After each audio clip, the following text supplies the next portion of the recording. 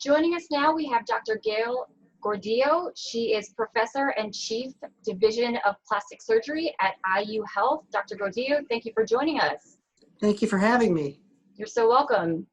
So we're talking about an interesting kind of trend that's going on. People have been spending a lot of time on Zoom and FaceTime and Skype due to COVID-19 out of necessity for personal reasons, but also professional reasons. And as we know, we can look at other people over these mediums, but we can also look at ourselves. Right. So at this same time, using more video conferencing, we're seeing this uptick in cosmetic, plastic surgery, Botox, facelifts. What do you make of this trend? Have you been seeing this in your practice? So it's not surprising that you would see an uptick in people trying to address imperfections that now they're spending hours a day looking at, because we're not used to seeing ourselves on a screen per se for so many hours in a day or a week. I mean, this is really an unusual situation. So it's not surprising, particularly if you're in a field where you're judged by how you look. And even if you're in a field where you don't think you're judged by how you look, we're all judged by how we look, regardless of whether that's acceptable or not. We all know that people are looking, okay? So, so it's not surprising.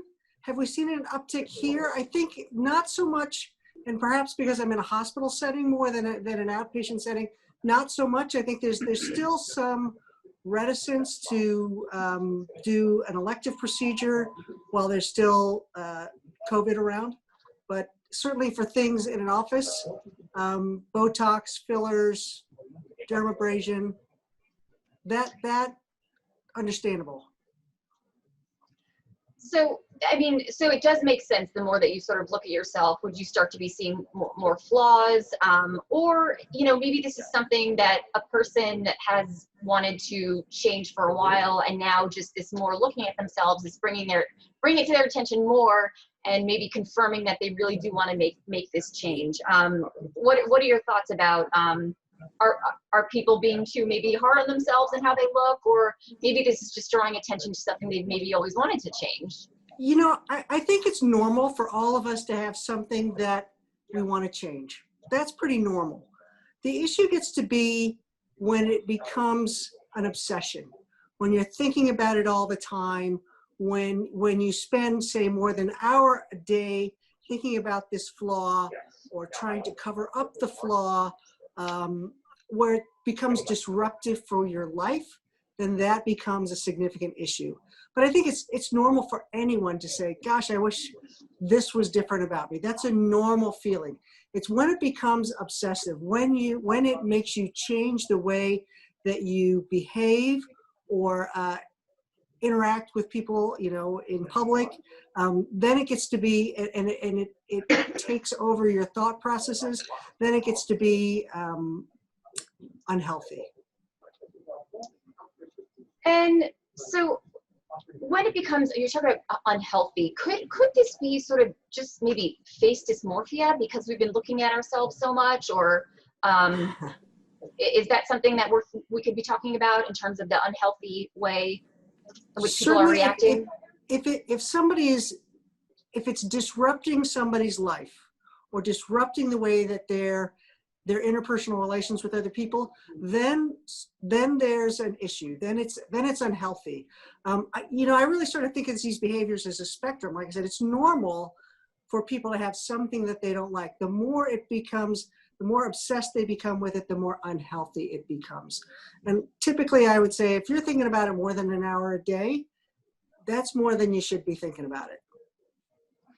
And what is the role of the surgeon? Where does the surgeon come in terms of, I mean, we know there are things that we want to change, and it's maybe been on our mind for a long time, but how do we assess a person that they are mentally capable or fit to undergo some sort of surgery that could potentially be permanent? Maybe not, it's not just Botox or lip injections, but how do we determine whether they are in a mental state that we know that this is not going to fix their problems? It will fix a feature, but it will not fix their problems.